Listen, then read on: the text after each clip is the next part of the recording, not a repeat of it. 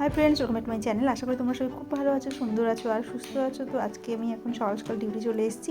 আর আসার পরে দেখো এই যে আকাশ দিয়ে একটুখানি দেখছি যে মেঘ করেছে কিনা, কারণ এই কদিন এত গরম পড়েছে কি বলবো। আর ভাবছি কদিন এত হেক্টিক শিডিউল চলছে যে ডিউটি করে যাওয়ার পরে একটু মার সঙ্গে দেখা করে যাব। মাকে আবার না আগে থেকে বলে রাখা যায় না, কারণ মার আবার না যেতে পারলে কাজ যদি হঠাৎ করে বেড়ে যায় মন খারাপ করে, তাই মাকে আমি কখনো আগে থেকে বলি না, যদি যাওয়া হয় চলে যাই। এখন টাইম আমার ব্রেকফাস্ট করার, তো সিম্পল এই চিড়ে দইটা নিয়ে এসেছি।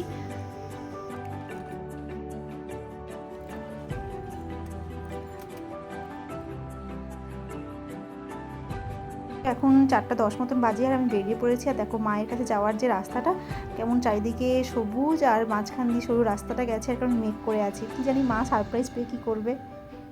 ও মা, মা খুলো খুলো খুলো, বাবা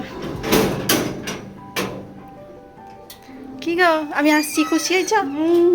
ওয়াশিং মেশিন, এই ওয়াশিং মেশিনটা আমি নববর্ষে মাকে গিফট করেছিলাম, ইনস্টলেশন হয়ে গেছে। তো মা এখনও শুরু করেনি কিছু।